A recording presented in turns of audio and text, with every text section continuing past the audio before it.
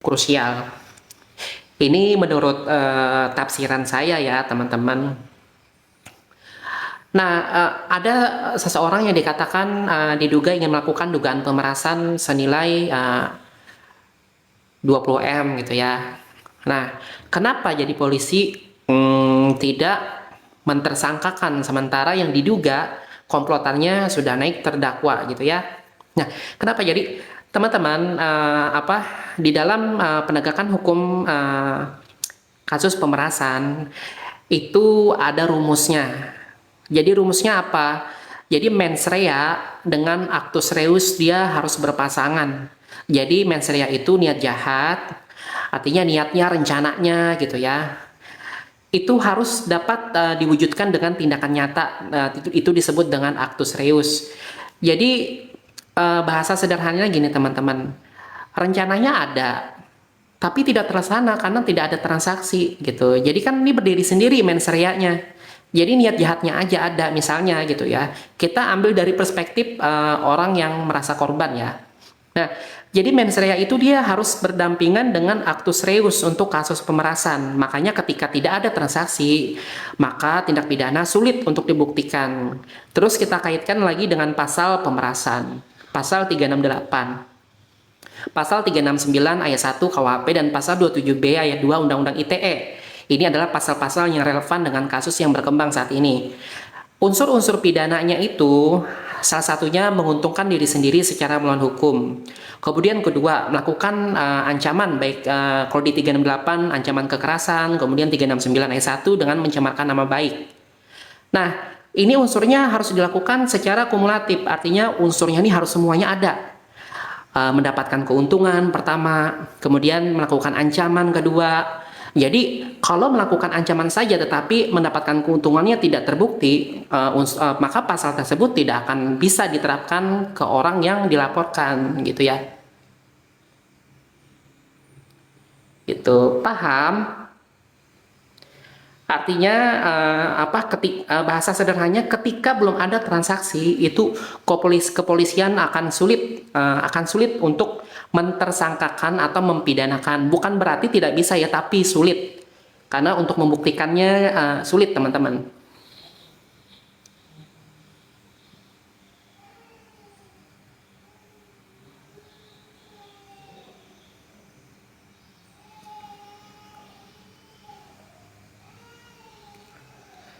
Tapi ditransfer sengaja gitu ya.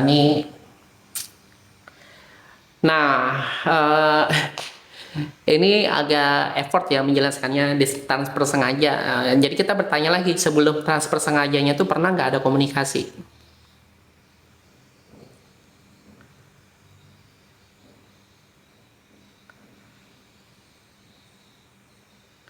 Nih gue blokir lah, ya guguk ya.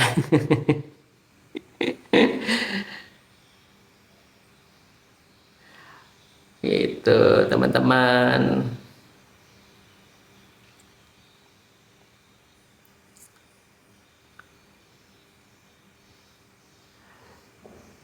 Iya, jadi merusak pemandangan aja.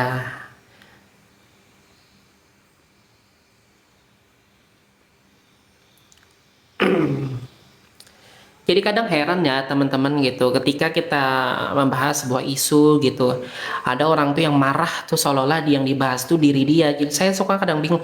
Makanya ketika orang mau ngajak ribut ke saya gitu ya, misalnya berdebat mati-matian, saya nggak pernah mau. Kenapa? Yang dibahas tuh kasus orang bukan kasus gue, apa kecuali gue bahas kasus lu gitu.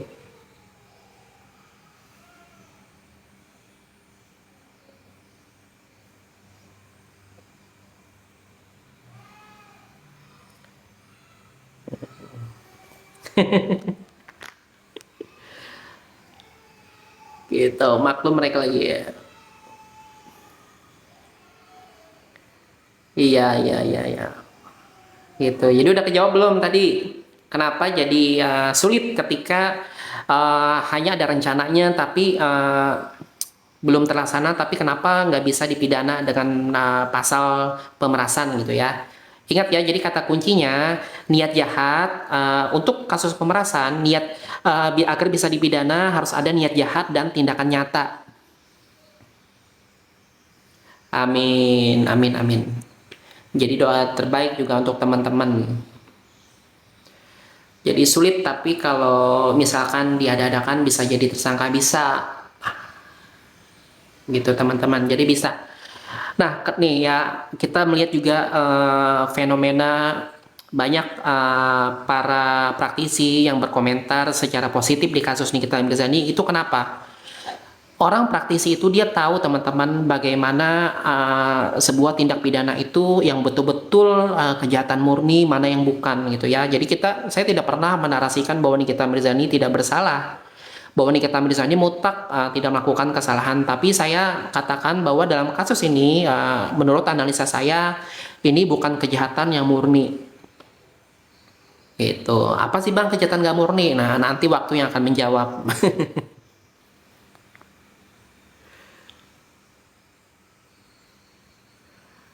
Amin.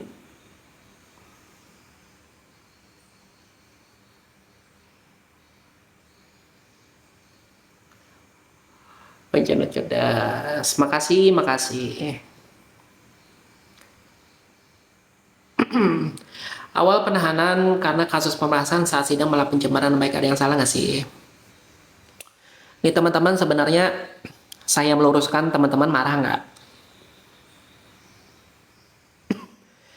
Nah, ini menurut tafsiran saya ya, antara pasal 368 KUHP dan pasal 369 ayat 1 KUHP itu, dia berada dalam satu bab yang sama, yaitu tentang pemerasan dan pengancaman. Nah, memang di dalam kedua pasal tersebut ya, khususnya di pasal 369 tidak ada frasa pemerasan, tetapi ada satu frasa yang bisa ditafsirkan sebagai wujud dari pemerasan. Frasa apa bang? Frasa menguntungkan diri sendiri secara melawan hukum. Nah, jadi tergantung bagaimana kita menafsirkannya. Berdasarkan kepentingan. Menurut versi jaksa ya ini pemerasan dengan ancaman mencemarkan nama baik, tapi menurut pihak pembela kan ini bukan pemerasan. Apakah salah? Itu tidak keliru. Jadi kita melihat dulu agenda mereka apa, yang satu pembela, yang satu penuntut. Nah, terus yang mana bang yang benarnya menurut kita gitu ya. Yang mana yang benarnya menurut kita ya, kita lihat dulu pasalnya, dia termasuk dalam bab mana gitu teman-teman. Di dalam KUHP pasal 368 dan 369 ayat 1 KUHP itu ya, dia masuk ke dalam bab tentang pemerasan dan pengancaman. Nah, apa bedanya antara 368 dengan 369? Kalau pasal 368 dia melakukan pengancaman dengan benda tajam misalnya, atau dengan kekerasan. Tapi kalau di pasal 369 dia melakukan ancaman dengan cara gue akan menyebarkan foto-foto sure lo ya misalnya, atau gue akan menyebarkan rahasia pribadi lo ke publik gitu.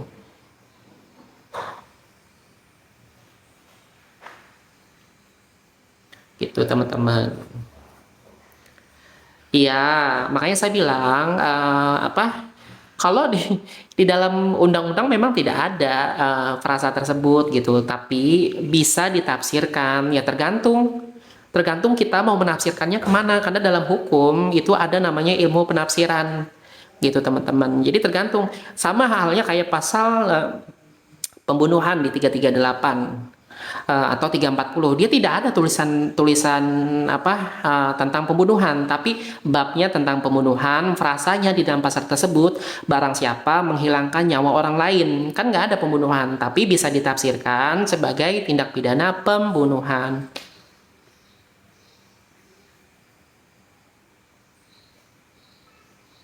gitu. Jadi tergantung penafsiran gitu ya. Kalau saya menafsirkannya ya, sorry ya teman-teman, kalau saya menafsirkannya ya memang pemerasan. Tapi kan ini dugaan ya, jadi dugaan jaksa. Nah, ini kan belum ketuk palu. Ingat, kita harus menjunjung tinggi asas fundamental, yaitu asas presumption of innocence. Artinya tidak ada asas praduga tidak bersalah. Jadi sebelum ada ketuk palu, maka seorang terdakwa, tersangka masih berhak untuk dianggap tidak bersalah, gitu ya.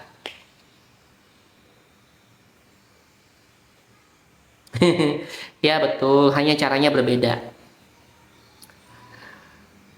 Nah, ancamannya beda. Di 368 ancamannya 9 tahun. Tapi di 369 ayat 1 KUHP dia ancamannya 4 tahun. Terus ada perbedaan lagi. Kalau di 368 KUHP dia termasuk delik biasa gitu ya. Jadi kalau di 369 ayat 1 KUHP itu dia ada lagi penjelasan di ayat 2-nya bahwa pemerasan dengan dikenakan dengan pasal 369 itu dia harus berlandaskan delik aduan. Jadi harus ada korban langsung yang melapor gitu teman-teman.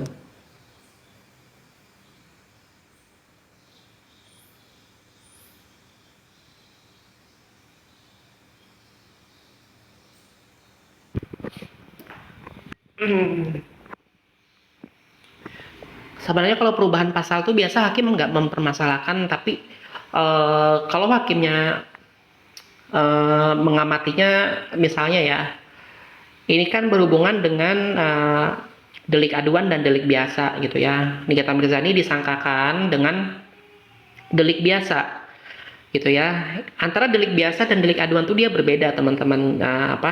Ada perbedaan yang cukup signifikan gitu ya. Nah, nanti ini majelis hakim nanti menafsirkannya bagaimana gitu. Apakah majelis hakimnya sangat-sangat idealis ya gitu ya. Gitu. Tapi teman-teman juga perlu diketahui walaupun 369 dan 368 itu ada perbedaan delik antara delik biasa dan delik aduan. Kita lihat pasal yang lainnya kan udah masuk delik aduan. Pasal 27B ayat 2 Undang-Undang ITE gitu ya. Jadi kemungkinan menurut saya jaksa udahlah mengacu pada pasal 27B-nya aja kan udah delik aduan. Jadi nggak apa-apa dong misalnya ini perubahan pasal masuk dari delik biasa ke delik aduan gitu.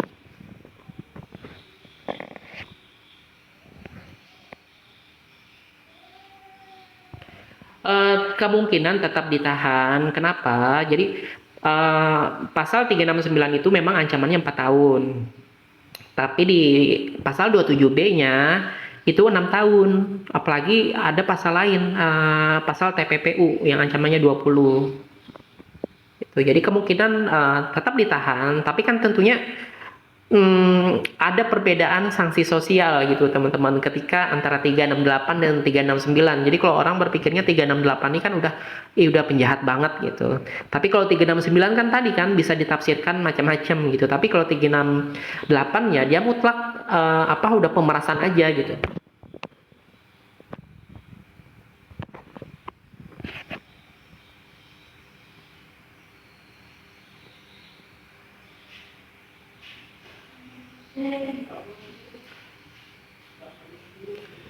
Iya, tergantung keyakinan hakim, kemudian tergantung tafsiran hakim, analisa hakim gitu ya. Jadi hakim itu dia kompleks teman-teman untuk mengambil keputusan tuh dia melihat berbagai dinamika gitu ya. Jadi kita berbicara textbook aja ya. Pada dasarnya ya hakim memang peratnya kan untuk memutus, kemudian berdasarkan keyakinannya, berdasarkan bukti-bukti, fakta-fakta yang terungkap gitu teman-teman.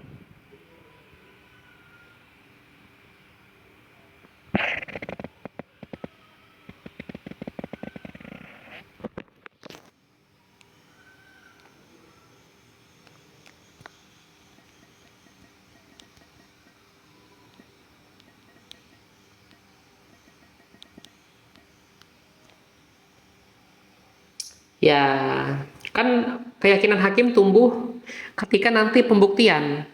Pembuktian dari jaksa, kemudian pembuktian dari pihak terdakwa, siapa yang lebih berhasil menyentuh hati dan nalar hakim gitu. Oh, ini kayaknya lebih lebih lebih meyakinkan deh penyajian pembelaannya terdakwa, atau nih jaksa nih lebih meyakinkan deh pembuktiannya untuk menuntut gitu.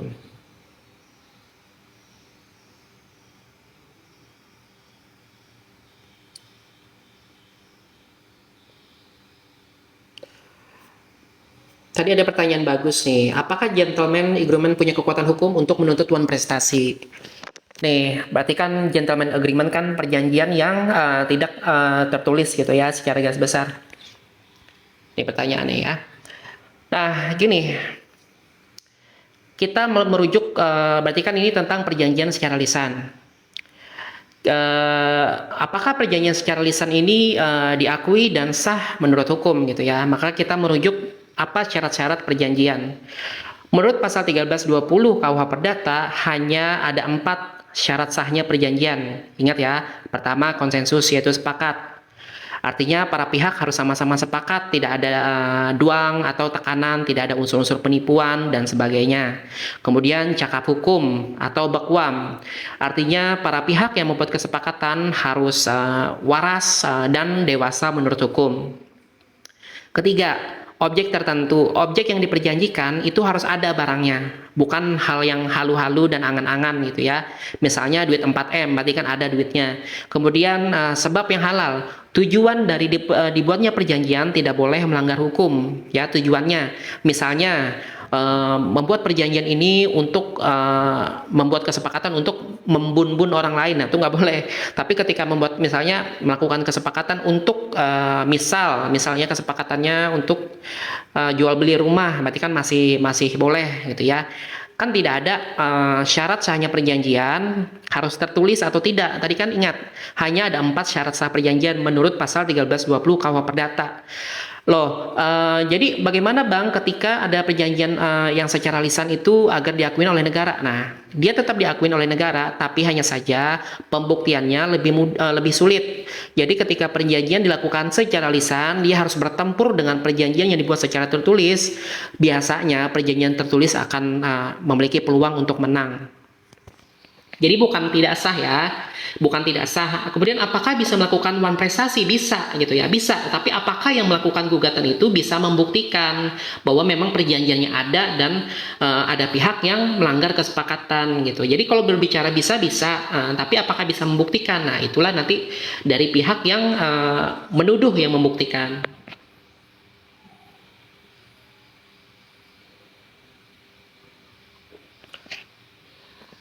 Nah, sepakat dan tidak sepakat kan itu bisa jadi dasar hukum. Gitu. Jadi tadi kan saya sudah jelaskan bahwa dasar hukum syarat sahnya perjanjian hanya ada 4. Nah, ketika sudah legal ya artinya kan dia berdasar. Gitu ya. Jadi teman-teman sadar nggak keseharian kita melakukan perjanjian secara lisan. Jadi perjanjian itu apa aja sih Bang? Jual beli perjanjian. Teman-teman membeli beras warung itu udah termasuk perjanjian. Apakah itu tidak sah? Kan perjanjian jual belinya sah. Gitu. Bayar parkir juga bisa. Gitu. Kemudian hibah secara lisan juga bisa teman-teman. Itu kok hibah sih Bang, kan yang dibahas perjanjian. Nah, hibah merupakan salah satu elemen dari perjanjian juga, karena hibah dapat dilakukan atas dasar kesepakatan yang tertuang baik melalui perjanjian tertulis maupun perjanjian lisan.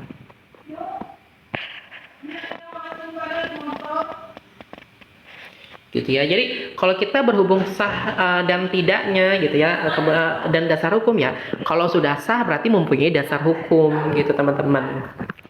Artinya mempunyai landasan.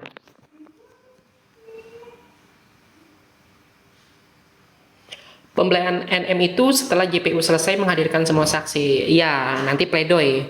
Biasa pledoi itu dia nota pembelaan, tapi nanti setelah putusan sela nanti saksi korban ya, kemudian saksi korban, nanti saksi-saksi dari JPU, baru nanti saksi-saksi dari pihak terdakwa. Itu.